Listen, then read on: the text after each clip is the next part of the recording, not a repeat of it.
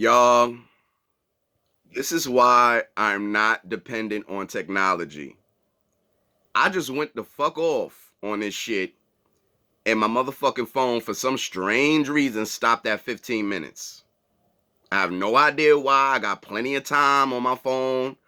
I have no idea why I just did that. I apologize, y'all. I ain't even gonna lie, y'all. I was gonna give up and just leave it up to the spirit, shutting my ass down. But I don't even know why this shit just did that. This is why I'm telling y'all, don't depend on technology, man. Do not depend on technology because that shit will give up on you any second and then you have nothing. Anyway, y'all, we're still on the subject of your ancient ancestors and ancient tribal men. Mind me, I gotta keep watching the time now because I don't know when technology is gonna say, fuck you, nigga, shut the fuck up. By the way, we in our human realm, so if you got a problem with cursing, you might want to get the fuck out. Um, I was breaking down and speaking on the fact that your ancient ancestors and the current tribals people that still exist to this day that have no contact with the European, so therefore they don't know what gay is. Okay, that's a fact. They don't know what disease is. They never heard of cancer. All right, they never heard of the Heineken virus. All right, and they live in peace and they're happy. You know what I find interesting? The fact that majority of humans love to associate happiness with money. But the funny part about it is we watch videos all the time of children who have no shoes, who are running around in dirt roads and muddy streets, who've never seen an iPhone, who've never seen an iPad, who've never seen a cartoon. And when we see videos of these children, they have bigger smiles than the billionaires sitting in mansions right now. So what the fuck is happiness really? What is it really? And what is your happiness dependent on? What you have or what you are?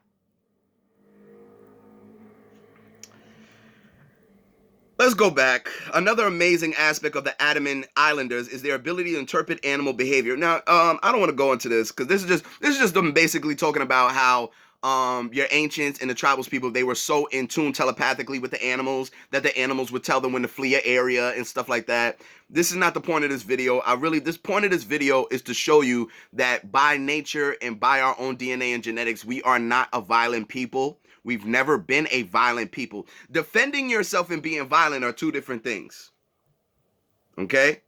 Every animal has a defense mechanism, but that don't mean they attack your ass. As a matter of fact, if you notice, no animal will go out their way to attack you. Think about that. You gotta come in they shit. And then we listen to white people and we get mad at the animal for attacking when we came into your shit, nigga. This ain't your home. What you doing in my house? Get the fuck out of here. And then when I defend you for being in my house, you gonna call me a savage. We got the recessive that has conditioned us to think that we are patriotically and justified bombing brown people.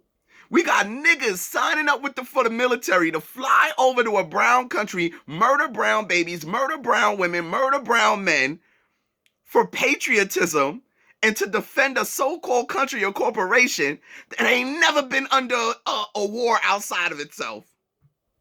Every war in this corporation you call U.S. has been amongst itself and has been amongst the indigenous people that they've slaughtered.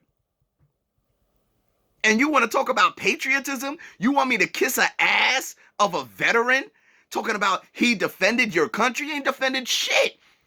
You're a murderer. And you murdered innocent people too. And how dare you call those innocent people savages or terrorists for defending the land that you invaded? So you kick down my door. You come in my house. You snatch my daughter. You rape my wife. And then when I blow your brains out with my 357, I'm the terrorist.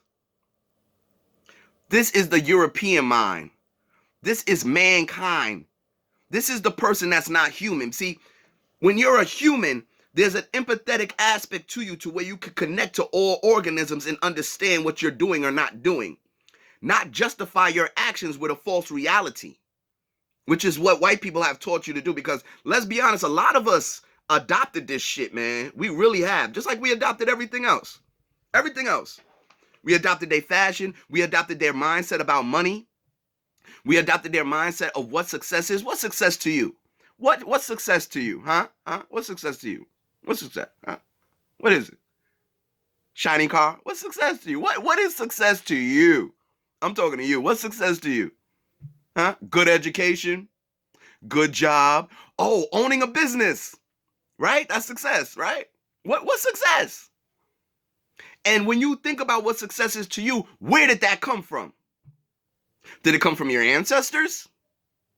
Where did your concept and outlook of success actually come from? Where did your concept of love come from?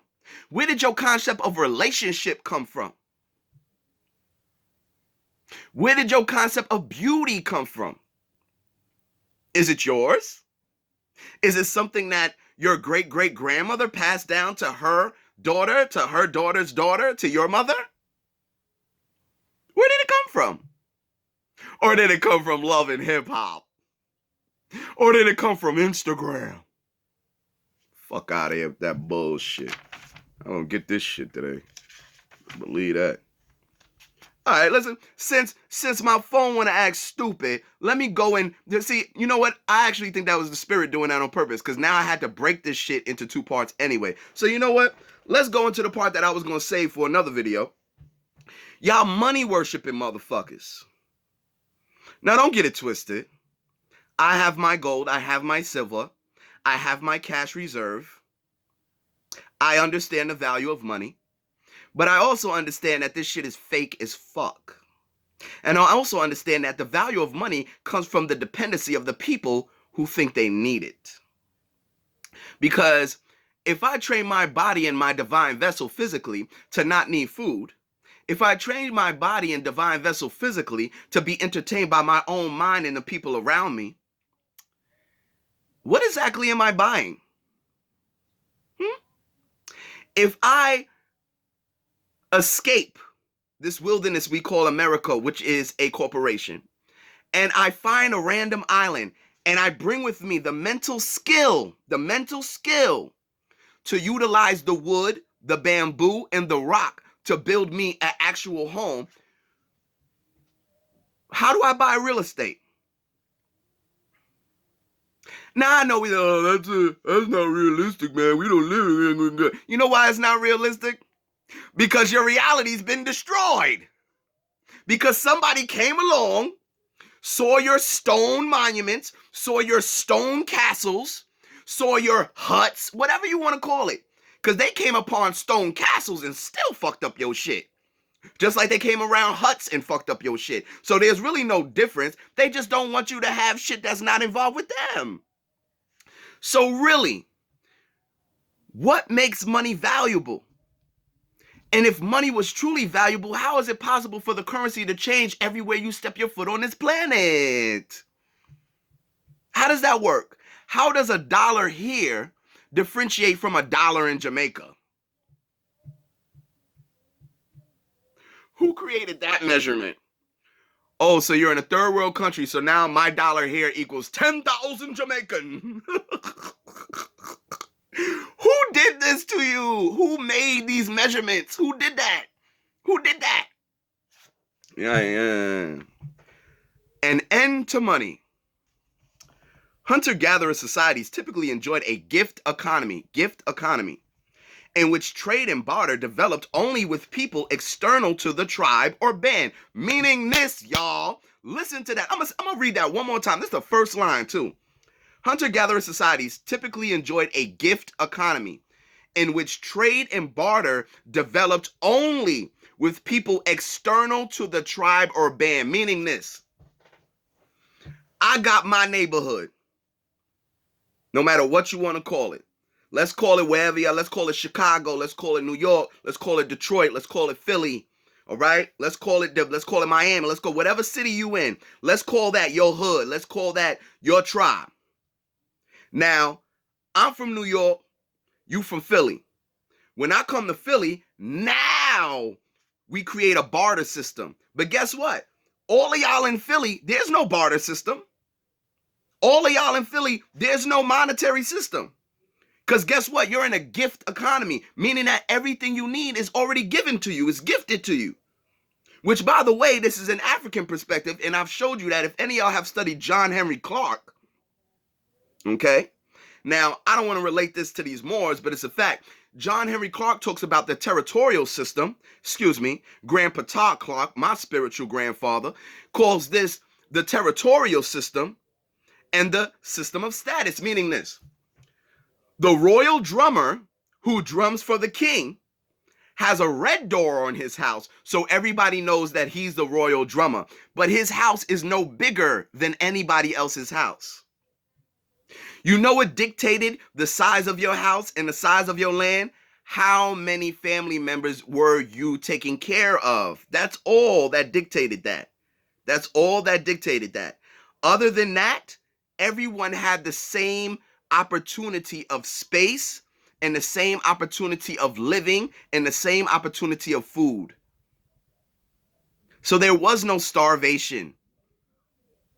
Okay? How you gonna rob me and we got the same shit? There was no crime. There was no police. The police is here. Go call the police. Where's the jails? Show me the ancient jails. Show me the ancient prison. Where the ancient prisons at? Whew. Everyone within the band was treated as a family member. Whatever was available was shared without expectation.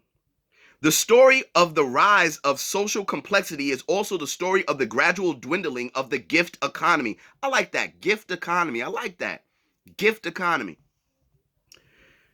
And the expansion of the scope of trade. A story that culminates in our situation today in which the market mediates nearly all categories of transactions between and among humans. Sometimes even within families, even many relatively complex societies of the past, such as the ancient Egyptian and the Inca civilization, managed to do without money. Let me read that one more time. Listen, one more time. Situation today in which the market mediates nearly all categories of transactions between and among humans, sometimes even within families.